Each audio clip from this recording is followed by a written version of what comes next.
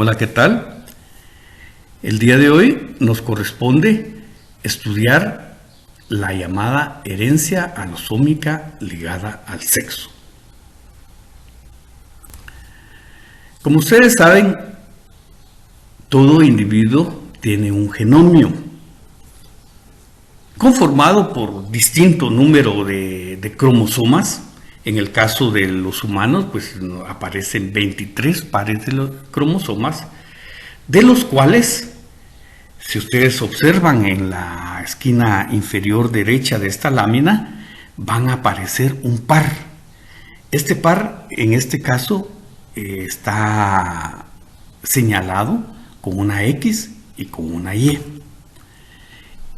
Es este par de cromosomas al que vamos a llamar alosomas y cuya función principal es la de determinar el sexo de los individuos que la portan, dependiendo de la combinación, por supuesto, ¿verdad? Por otro lado, encontramos que el resto de cromosomas conforman el genomio del individuo. En el caso de los humanos, los 22 cromosomas restantes van a ser llamados como autosomas y son los encargados de dirigir el funcionamiento del organismo del individuo en general. En la gran mayoría de los organismos, los alosomas se clasifican como X y Y. Vemos aquí los cromosomas X teñidos de un color rojizo, en tanto que el cromosoma Y aparece teñido de un color azul. La combinación de estos, como decíamos, va a determinar el sexo de los individuos.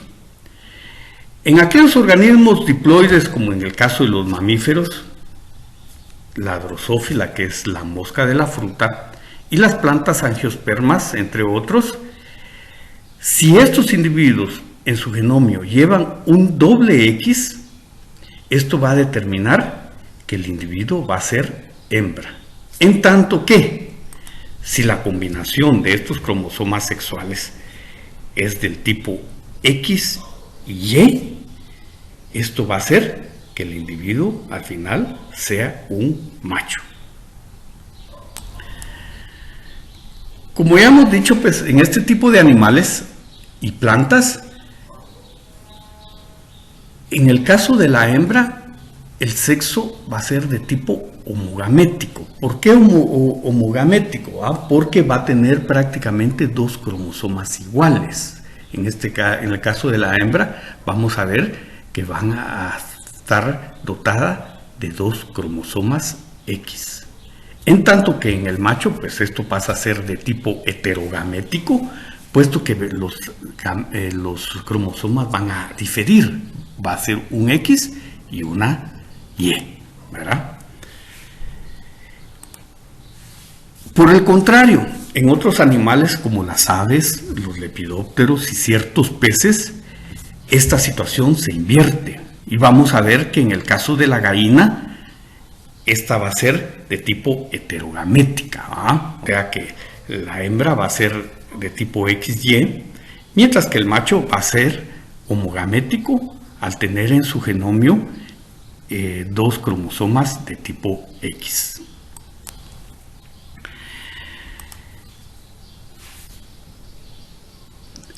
Tenemos que decir que el cromosoma Y tiene influencia en el desarrollo de las gónadas embrionarias del macho, o sea, los testículos, los cuales a su vez son los encargados de segregar la hormona testosterona, la cual va a producir en el organismo una diferenciación en sus genitales y aparte de eso, pues a la hora de ver el fenotipo del individuo, pues lo podemos clasificar pues prácticamente como un hombre, si es que estamos hablando pues de la especie humana.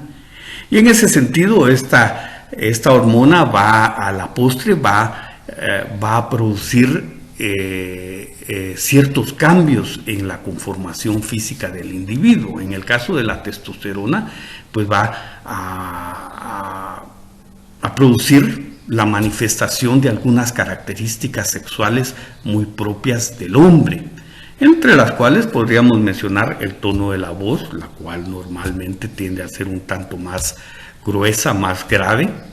También va a producir el desarrollo del pelo facial o la barba, como nosotros la conocemos. Alguna mayor formación muscular, ¿verdad? Lo cual va a determinar que el individuo pues sea más fuerte en comparación con la mujer, y vamos a ver que incluso su forma corporal va a ser diferente. En ese sentido encontramos pues que en el hombre hay un mayor desarrollo del torso y tiende a tener las caderas más estrechas en relación a este.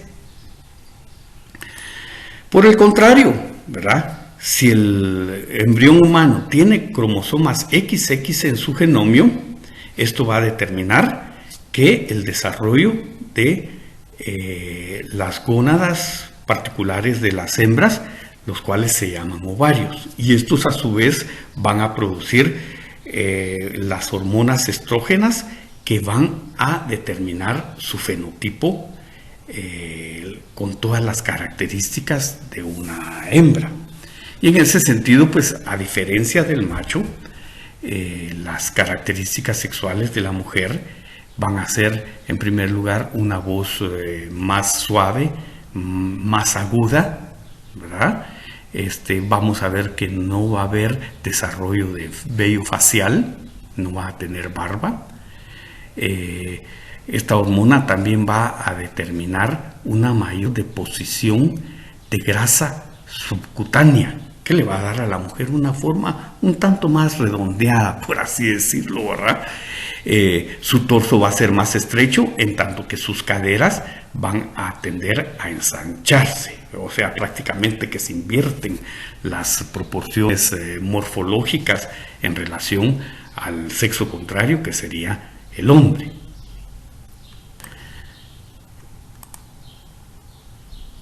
Existen ciertos casos en los cuales falta el cromosoma Y el individuo pues nace portando únicamente un cromosoma X, ¿verdad? Por eso se lista como X0 o XO, ¿verdad? Y esto pues va a permitir que se desarrolle la vida de un individuo. Sin embargo, este normalmente va a conducir a la formación de una hembra, aunque a la postre esta va a ser estéril y con cierto retraso mental. De esto se concluye que, si bien la presencia de un cromosoma Y es necesario para la diferenciación masculina en un embrión humano, la presencia de un cromosoma X es indispensable para su desarrollo corporal. En otras palabras, se puede decir que el cromosoma X es indispensable para la vida misma. Nunca se ha encontrado un individuo que tenga solo cromosomas del tipo Y en su genomio. Si es hembra, como ya hemos dicho, tiene que ser XX, pero puede ser X0, sin ningún cromosoma más que lo respalde, ¿verdad? Pero en el caso del macho, para que éste se desarrolle, para que éste viva, tiene que haber siempre la presencia de un cromosoma X como base, para que luego se complemente con el cromosoma Y. Entonces, podemos concluir que el cromosoma Y, aunque es necesario para la diferenciación masculina, no es indispensable para la vida, en tanto que el cromosoma X sí es indispensable para la vida, a la vez que es determinante del fenotipo femenino cuando el genomio del individuo está desprovisto de un alosoma Y complementario, en cuyo caso el otro X va a ser el complementario al primero. Herencia ligada al sexo en mamíferos. Se ha teorizado, se ha pensado, ¿verdad?, que una gran proporción del cromosoma Y no carga genes alélicos a los de la porción homóloga del cromosoma X. Y si es cierto, pues si vemos esta gráfica, vemos que esta porción del cromosoma X encerrada en un círculo está faltando en el cromosoma Y. Por lo tanto, vemos que no existen los genes alélicos que podrían ser complemento al primero, pues. Y entonces de esto pues nace la situación de que aquellos genes contenidos solamente en esta parte del cromosoma X se denominan genes ligados al sexo, y esto va a comenzar a hacer cierta diferenciación en cuanto a ciertas manifestaciones de tipo genético entre los sexos, ¿va? A esta clase de genes van a pasar de padres a hijas y de madres a hijos e hijas, o sea que la madre siempre tiende a tener una mayor cobertura genética en su descendencia, puesto que ella va a transmitir esas características a sus hijos e hijas, mientras que los padres únicamente las estarán transmitiendo a sus hijas. Un ejemplo clásico relacionado con la herencia ligada al sexo en humanos es la llamada acromatopsia, o también conocida como daltonismo, la cual consiste en la dificultad de diferenciar ciertos colores, particularmente el rojo y el verde. En ese sentido, las personas que tienen esta deficiencia, pues les cuesta mucho diferenciar los colores del semáforo, ¿verdad?, precisamente porque confunden el rojo y el verde. Y por lo mismo, algunas veces tienen problemas al momento de solicitar su licencia de conducir. Y también, pues esta situación pues, puede ser evidente si vemos la lámina de la derecha. Y en ese caso, las personas que tienen este problema no serán capaces de diferenciar los números que aparecen en estos círculos, ¿verdad? De esto, pues vamos a hablar más adelante a mayor profundidad. Otra de estas condiciones genéticas ligadas al sexo, pues lo constituye la enfermedad llamada hemofilia. Y esta, al igual que el daltonismo, está determinada por un gen recesivo ligado al sexo. Se ha observado que personas que padecen esta condición se pueden desangrar hasta morir, ¿verdad?, por asuntos de un golpe, de que produzca un hematoma, o bien un rasguño, una pequeña cortada en la mano, en el pie o en cualquier parte de su cuerpo, puede determinar que el individuo se desangre completamente, y obviamente con eso viene la muerte. Un gen recesivo en estado hemicigótico en el hombre y homocigótico en la mujer no puede dirigir la síntesis de la globulina antihemofílica, o sea, los factores de coagulación. Entonces, en ese sentido, pues las personas que tienen esta conjunción de genes recesivos, pues van a nacer con este problema. Para hablar de la hemofilia, vamos a comenzar diciendo que la hemofilia es considerada como una enfermedad de hombres. Sin embargo, la mujer juega un papel determinante al momento de constituirse en una portadora. No la manifiesta en sí mismo, sino que se convierte en una portadora, o sea, ella la va a estar transmitiendo a su descendencia masculina. Y en el caso de la femenina, pues únicamente puede estar determinando que sus hijas sean portadoras del gen que produce esta anomalía. Por hacer un poco de historia, se ha visto que entre aquellos miembros de la realeza europea, particularmente la inglesa, y a esto nos referimos a los descendientes de la reina Victoria de Inglaterra, la hemofilia tiende a ser muy abundante. Y en ese sentido, pues vemos que también la hemofilia pues ha jugado un papel importante en la historia.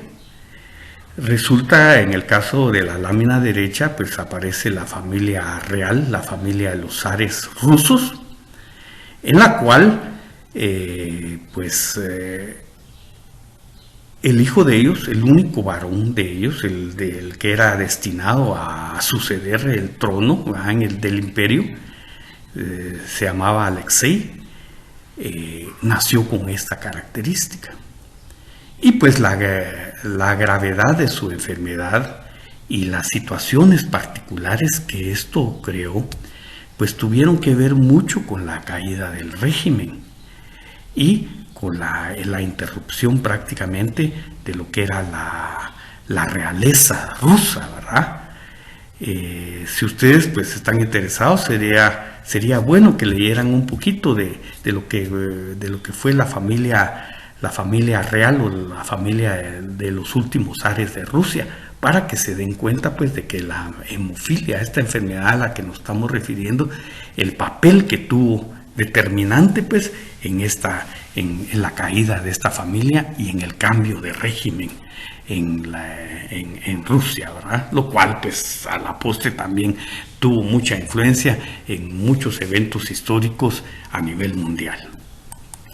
Y a continuación pues se presenta una lista parcial, no es completa, de algunas condiciones en el ser humano que son debidas a la aparición de ciertos genes recesivos ligados al sexo, y entre los cuales pues se menciona la diabetes, un mal muy difundido en la humanidad, particularmente en los últimos tiempos, la distrofia muscular, la sordera progresiva, catarata congénita, la miopía, el daltonismo o la hemofilia y el desprendimiento de la retina, entre otras. Hola jóvenes, bienvenidos nuevamente. Vamos a tratar en este video de profundizar un poquito más en cuanto a lo que es la herencia alosómica ligada al sexo, ¿verdad? Y en la presentación anterior pues hacíamos mención de que se teoriza que una gran porción del cromosoma Y no carga genes alélicos a los de la porción homóloga en el cromosoma X. De hecho, hay una imagen ahí que nos ilustra pues esa porción del cromosoma Y que le hace falta para equipararse al X. Entonces se supone que aquellos genes contenidos solamente en esta parte del cromosoma X se van a denominar genes ligados al sexo. Esta clase de genes, dice, pasan de padres a hijas y de madres a hijos e hijas, ¿verdad? Vamos a referirnos a un ejemplo en particular de una afección causada por genes alosómicos ligados al sexo, y en este caso van a ser genes del tipo recesivo, o sea, la acumulación de los recesivos son los que va a determinar que esta afección se manifieste o no. Habíamos listado algunos casos donde se manifestaba este tipo de herencia, y entre uno de ellos pues estaba lo que es el daltonismo o también llamada ceguera de colores, ¿verdad? La cual está ligada a la presencia de un gen recesivo en el genotipo correspondiente. Bien, pasando a un ejemplo concreto, se plantea la situación de que si un hombre daltónico con este genotipo se casa con una mujer normal con este genotipo, ¿qué tipo de descendencia van a tener? Es conveniente señalar esto, ¿verdad? Si ustedes observan, aquí aparece el gen C, gen recesivo, seguido de una F. Esa F se refiere prácticamente al gen alelo que hace falta a nivel del cromosoma Y, o sea, de la porción que le falta, por lo cual este gen va a estar solo presente en el X. Sin embargo, en el gen Y, por hacerle falta esa porción que mencionamos, ya no aparece. Entonces se utiliza el F como para decir faltante, ¿verdad? Entonces, en el caso de siempre que aparezca un gen acompañado de esta letra, va a indicar que se refiere al genotipo de un hombre. Igualmente lo vamos a estar resolviendo por el cuadrado de Punnett, con una diferencia que la vamos a señalar en el momento en que ésta surja, una diferencia de interpretación de resultados. Bien, entonces se habla pues de que si un hombre daltónico con este genotipo, C minúscula F, se casa con una mujer normal homocigota, ¿qué tipo de descendencia tendrá? Entonces venimos en nuestro cuadrado de Punnett, ponemos C minúscula acompañado de F, ¿verdad? Que sería el genotipo del padre, y la mujer homocigota que tiene dominantes para cada uno de sus alelos. Entonces, de esta forma, operando como ya sabemos, pues vamos a obtener los siguientes genotipos.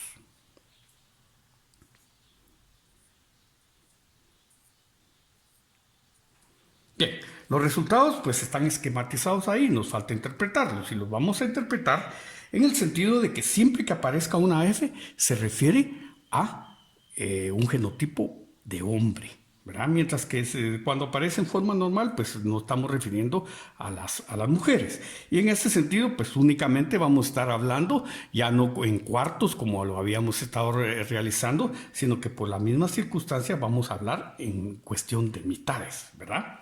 Entonces de esto observamos que para las mujeres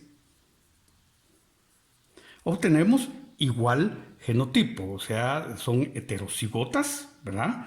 Lo que determina que en este caso las mujeres sean normales, o sea, que no tengan problemas de visión. Sin embargo, por aparecer el gen C en recesivo, ya ahí esto nos indica que van a ser portadoras.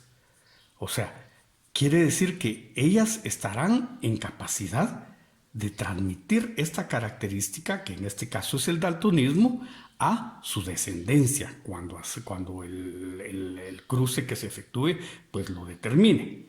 En el caso de los hombres, pues vemos que ambos aparecen con mayúscula para C, ¿verdad? Por lo que va a decir que en el caso de los hombres, todos son normales.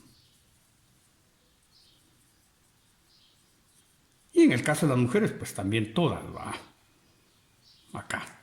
Bueno, siguiendo con los ejercicios, pues pasamos a lo siguiente, ¿verdad? Y esto nos dice de que si una hija del matrimonio antes descrito, cuyo genotipo es heterocigoto para C, y por lo tanto tiene visión normal, era de las mujeres portadoras que estábamos hablando en el ejercicio anterior. Tiene visión normal, se casa con un joven de visión normal. Bien, entonces en este caso el genotipo del joven, del hombre, va a ser de este tipo, ¿verdad? Su C mayúscula, o sea, dominante, y el gen que le hace falta para complementar su genotipo. Mientras que en el caso de la joven, de la mujer, vamos a ver que tiene un genotipo CC. Entonces, C mayúscula y C minúscula. Esto nos va a dar, en este caso, homocigoto de C dominante y en este caso, heterocigoto de C. En el caso de los hombres, pues vemos que aparece uno con C mayúscula o dominante, mientras que el otro aparece ya un recesivo, ¿verdad? Entonces, para interpretarlo, en el caso de las mujeres, vamos a ver que el 50% de las mujeres va a ser normal, que serían las que corresponden a este genotipo. Y el otro 50% van a ser normales. Pero como ya incluyen un C recesivo, estas van a constituirse en portadoras de la misma forma que lo hizo la madre de ellas, ¿verdad? En el caso de los hombres, encontramos un C mayúscula, lo cual nos indica que va a ser normal. Normal, el 50% de los hombres que nazcan van a ser normal, y encontramos que la otra clasificación aparece como el 50% de los hombres daltónicos. ¿Ya? Porque este genotipo propicia la manifestación del daltonismo. Seguidamente, otro ejemplo, ¿verdad? Encontramos el caso de un hombre normal, C mayúscula acompañado de F, y una mujer daltónica cuyo genotipo es doblemente recesivo. Entonces colocamos acá el genotipo del hombre y el genotipo de la mujer. En este caso nos va a dar esto, también esto, y en el caso de los hombres, bien. Entonces, la interpretación sería que el 100% o todas las mujeres van a ser, todas van a ser normales, pero a su vez van a ser portadoras, porque ya portan en su genotipo un gen recesivo, que es el que determina la aparición de la enfermedad. En el caso de los hombres, vamos a ver que ambos, en este caso, ambos resultados propician la manifestación del daltonismo. Entonces, en ese sentido, van a ser todos daltónicos, o el 100%.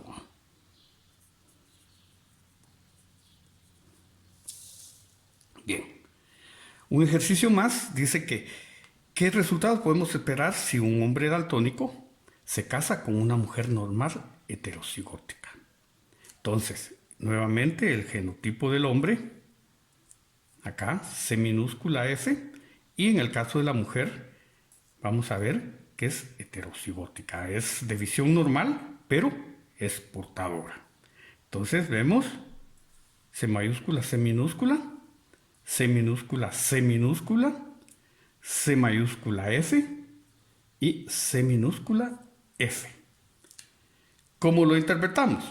Vemos que el 50% de las mujeres, la mitad de las mujeres, van a ser normales, pero portadoras. Mientras que la otra mitad van a ser daltónicas. Ahora, en el caso de los hombres, la mitad van a ser normal, van a tener una visión normal, y la otra mitad, o sea, esta, va a corresponder al genotipo que nos produce el daltonismo.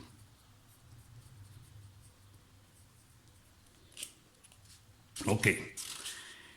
Y como complemento, pues también tenemos cuando los genes ligados al sexo son dominantes. En ese sentido, pues a pesar de que no es tan extensa la lista de anomalías que presentan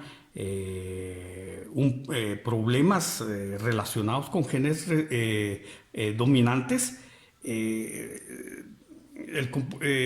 sigue básicamente las mismas reglas de los recesivos, con una interpretación un tanto diferente, ¿verdad?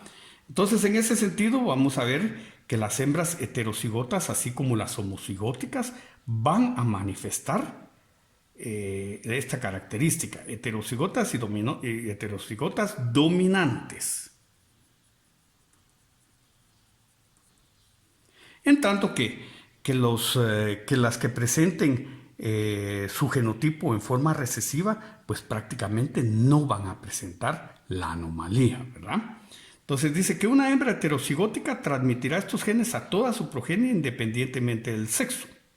Sin embargo, en el caso de un varón hemicigótico se refiere a que solo tiene uno de los genes y el otro está faltando, ¿verdad? Le transmitirá la característica a sus hijas y todas llevarán esa condición, ¿verdad? Es una regla que se establece para el asunto de herencia ligada al sexo de los genes dominantes. Bien, Entonces, en este caso tenemos una hembra que es normal, una mujer que es normal, cuyo genotipo es este, ¿verdad? Es de doblemente recesivo.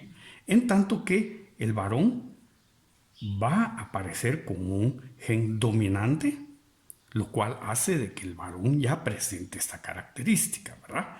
Entonces, vamos a ver así que los resultados van a ser de este tipo, en donde para las mujeres,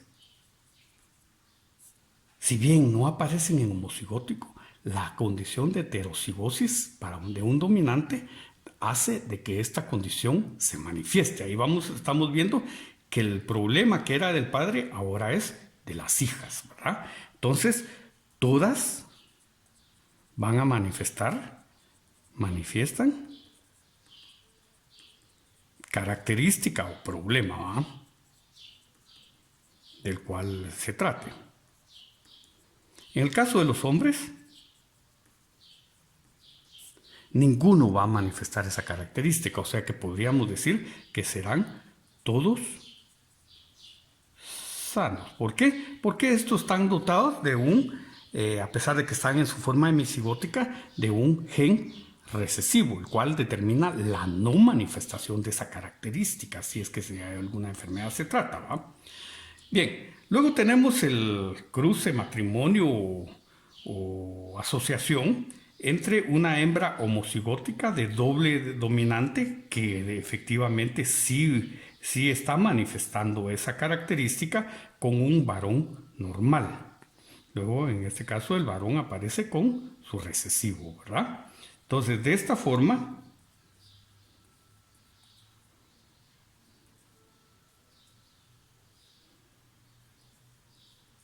vemos que en el caso de las mujeres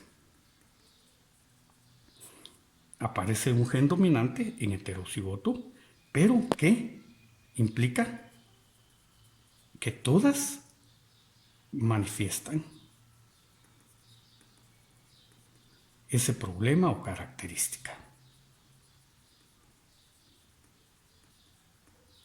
Y en el caso de los hombres, igualmente, ¿va? Porque aparece el gen dominante. Hombres, todos lo manifiestan.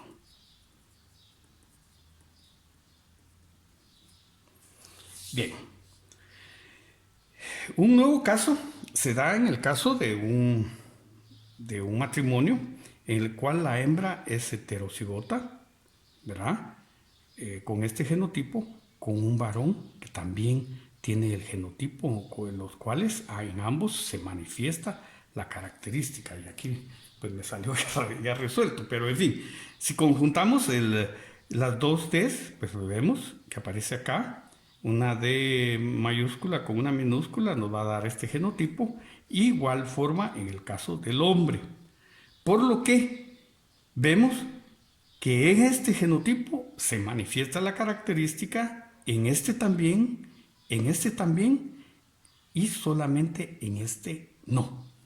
Pero describámoslo mejor. Mujeres, todas, o el 100%, manifiestan la característica o el problema, o el defecto. Y en el caso de los hombres, vemos que el 50%, o sea, los que tienen este genotipo, manifiestan o presentan la característica o el defecto. Y el 50%, que sea van a ser normales. Bien. Por último, pues tenemos este otro ejercicio en el cual una hembra o mujer heterocigota con este genotipo de mayúscula, de minúscula, se casa con un varón normal. Vamos a ver qué resultados vamos a poder obtener. Entonces, en el primero de los casos, de mayúscula, de minúscula. En el segundo, de minúscula, de minúscula. De mayúscula con F. y D minúscula con F. ¿Qué quiere decir? Pues que en el caso de las mujeres, la mitad, o sea, las que tengan este genotipo, van a manifestar el defecto. Y la mitad, las que tengan este genotipo en recesivo, van a ser normales. Caso de los hombres. La mitad de ellos, los que tengan este genotipo, van a presentar el defecto y la mitad de ellos, o el 50%, van a ser normales. Bueno, entonces como conclusión de todo esto, pues aparece de que los genes ligados al sexo ocasionan que padres e hijos de sexo opuesto tengan un mayor parecido que padres e hijos del mismo sexo. Espero les haya quedado claro, les agradezco su atención y nos seguimos viendo por este medio. Muchas gracias.